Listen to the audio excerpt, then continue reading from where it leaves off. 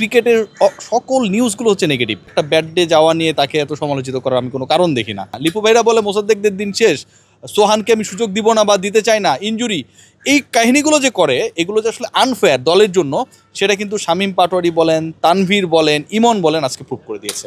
আমাদের সাথে রিয়াসাত ভাই রয়েছেন এবং মিরাজকে অভিনন্দন জানাচ্ছেন। মিরাজ বাংলাদেশের ক্যাপ্টেন এবং প্রথম জয়টা তুললেন। রিয়াসাত ভাই, কতটা ভালো লাগার মিরাজের প্রথম ক্যাপ্টেন্সিতে জয়?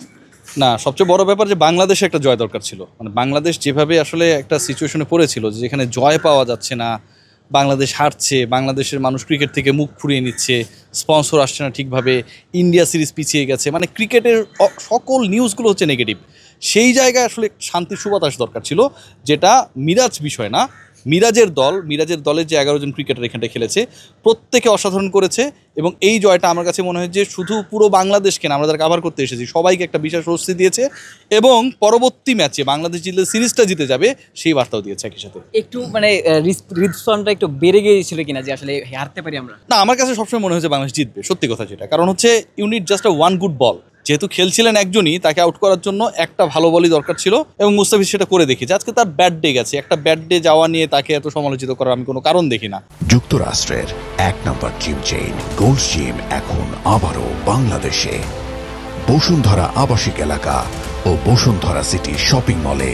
শামীম পাটোয়ারি এত ভালো বল করবেন সেটা তো কেউ এক্সপেক্ট করেনি, তাই না?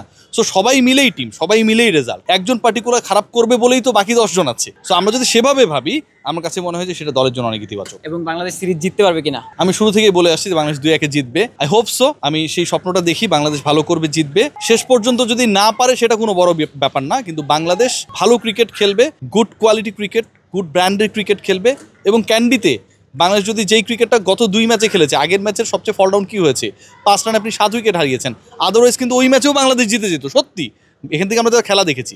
সো এরকম যদি কোনো ফলিং না হয়, বাংলাদেশের হারার কোনো কারণ আমি দেখি না, কারণ আগের ম্যাচেও বাংলাদেশ জিততো। ইনফ্যাক্ট ক্যান্ডিতে বাংলাদেশ যদি তাদের প্রপার খেলাটা খেলতে পারে, ডেফিনেটলি বাংলাদেশ উইল। শেষ প্রশ্ন, পঞ্চপাণ্ডব পেরিয়ে গেছে আমাদের ক্রিকেট থেকে, নতুন যেই জেনারেশন, নতুন যেই দলটা, সেটা নিয়ে আপনার সম্ভাবনা কি? আমি খুবই হ্যাপি অ্যান্ড হোপফুল, কারণ আপনি যদি দেখেন যে আজকে বাংলাদেশের হয়ে সবচেয়ে বেস্ট পারফরমেন্স ব্যাটিং এবং বোলিং ওয়াইজ যারা করেছে, ব্যাটিং ওয়াইজ সবচেয়ে ভালো করলো কে? ব্যাটিং ওয়াইজ ভালো করে হচ্ছে ইমন, ভালো করেছে। Emon is in his second match. প্রথম ম্যাচে তিনি খুব একটা ভালো করতে পারেনি, পরের ম্যাচে এসে তিনি কিন্তু ডিফেন্স করতে পারতেন, 20 বলে 25 রান করতে পারতেন, পরের ম্যাচে জায়গাটা সিমেন্ট করার চেষ্টা করতে পারতেন, বাট সে সেটা করে নাই। 100 স্ট্রাইক রেটে অলমোস্ট ব্যাট করেছে, 69 বলে 67 রান করেছে, টপ স্কোরার। তানভীরের কথা বলেন, আগের ম্যাচে অনেক টেকনিক্যালি হ্যান্ডেল হয়েছে ব্যাটাররা যারা প্রতিপক্ষে ছিল, ইকোনমিক্যাল ছিলেন, এই ম্যাচে 5 মেরে দিয়েছেন। ডেঞ্জারাস ব্যাটসম্যানদের ফিরিয়েছেন, প্রথম 6 উইকেটে 4টা নিয়েছেন, প্রথম 4 উইকেটে 3টা নিয়েছেন। সো এগুলোই তো আমাদের কনফিডেন্স দিবে।